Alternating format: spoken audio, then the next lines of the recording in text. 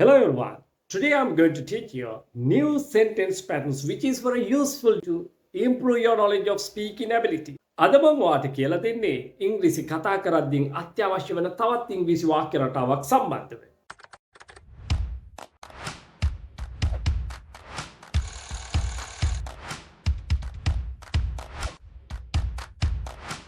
No time to lose.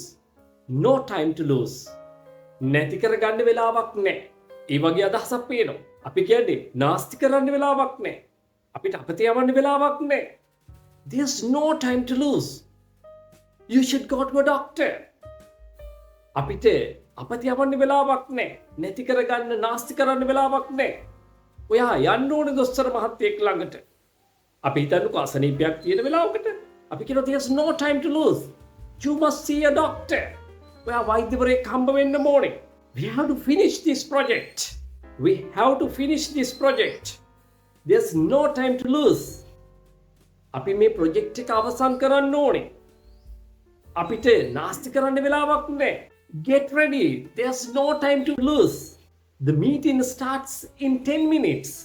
නාස්ති කරන්න වෙලාවක් නැහැ. ලෑස්ති වෙන්න. රැස්වීම පටන් ගන්නවා විනාඩි 10න්. අන්නේ අදහස කියන්නේ අපි කොහොමද? Get ready. There's no time to lose. The meeting starts in 10 minutes. මම කියනවා වේගය වැඩි වෙන්න පුළුවන්. නමුත් ඔයත් මෙහෙම ටිකෙන් ටික වාක්‍ය කොටස් කරගෙන පුරුදු වෙලා ඒ අවස්ථාවට උචිත වන විදිහට කතා කරන්න ඕනේ. දැන් අපි මොකක්ද එකකින් කියන්නේ බලන්නකෝ. ඉක්මන් කරන්න. රැස්වීම පටන් ගන්න විනාඩි 10යි තියෙන්නේ. නාස්ති කරන්න වෙලාවක් නැහැ. ඉතින් අන්න ඒ වගේ දෙයක් අපි විවේක සොයෙන් සතුටින් එහෙම කියන්නේ නැහැනේ. අපි එතන හදිසිය පෙන්වන්න එපේ. අන්නේ භාවය අවබෝධ කරගෙනයි වා කියන්න ඕනේ. We have to make a decision. There's no time to lose. අපිට තීරණයක් ගන්න වෙනවා. අපිට නාස්ති කරන්න වෙලාවක් නැහැ. අපිට තීරණයක් ගන්න වෙනවා. අපිට නාස්ති කරන්න වෙලාවක් නැහැ. How do you say that? කොහොමද ඒක කියන්නේ? We have to make a decision. There's no time to lose. Just imagine there's a patient who's in a critical condition. Then you say, there's no time to lose. There's no time to lose. You must see a doctor. Otherwise, we can say, we have to take this patient to the doctor. We have to take this patient to a hospital. අන්නේ විදිහට කියන්න වෙනවා. ඉතින් දැන් වාට පුළුවන් මේ වාක්‍ය රටාව මෙන්න මේ විදිහට පාවිච්චි කරන්න.